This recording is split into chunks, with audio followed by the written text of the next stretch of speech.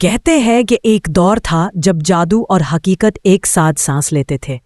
پہاڑوں کے پیچھے ایک ایسی وادی تھی جہاں صرف پریاں رہتی تھیں۔ انہی پریوں میں سے ایک کا نام تھا نورین۔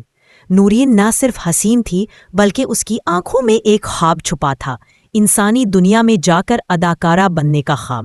نورین کو بچپن سے ہی ڈرامے اور کہانیاں سنانا پسند تھا۔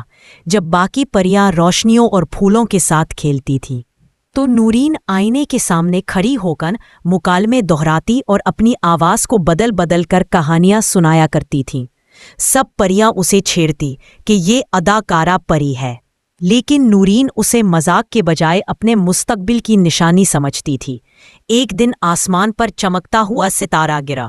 روایت کے مطابق جو پری گرتے ستارے کو چھو لے اس کی ایک خواہش پوری ہو جاتی ہے۔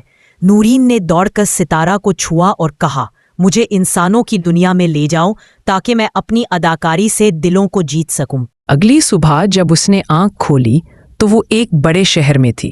یہاں ہجوم، شور اور روشنیوں کی چمک تھی۔ پہل تو وہ خوفزدہ ہوئی، مگر اس کے دل میں حوصلہ تھا۔ اس نے خود کو انسانوں کے لباس میں ڈھالا اور آہستہ آہستہ اپنے سفر کا آغاز کیا۔ نورین نے تھیٹر میں قدم رکھا۔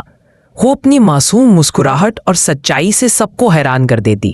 ڈرامے کے ڈائریکٹر نے پہلی بار جب اسے مکالمے بولتے دیکھا تو کہا، یہ لڑکی تو جیسے کردار کو جیتی ہے، صرف اداکاری نہیں کرتی۔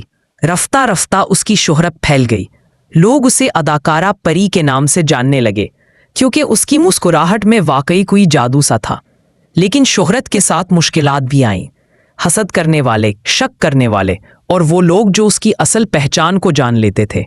اکثر اکیلی راتوں میں وہ سوچتی، کیا میں صحیح کر رہی ہوں؟ کیا ایک پری کو انسانوں کے بیچ رہنا چاہیے؟ لیکن پھر جب وہ دیکھتی کہ اس کی اداکاری لوگوں کے زخموں پر مرہم رکھتی ہے، دلوں کو سکون دیتی ہے، تو اسے یقین ہو جاتا کہ اس کا فیصلہ درست تھا۔ سال گزرتے گئے۔ نورین نے بے شمار ڈراموں اور فلموں میں کام کیا، مگر وہ ہمیشہ سادہ اور عاجز رہی۔ لوگ اس کے حسن کے دیوانے تھے، مگر جو چیز اسے سب سے منفرد بناتی تھی وہ اس کی روح کی روشنی تھی۔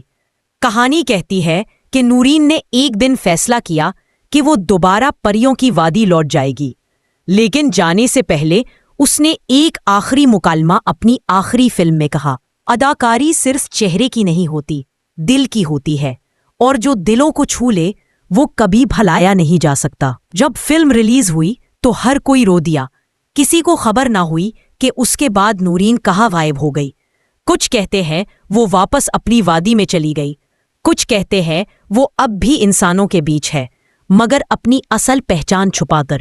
لوگ آج بھی اسے یاد کرتے ہیں، اداکارہ پری کے نام سے، وہ پری جو خواب دیکھنے اور انہیں حقیقت بنانے کی ہمت رکھتی تھی۔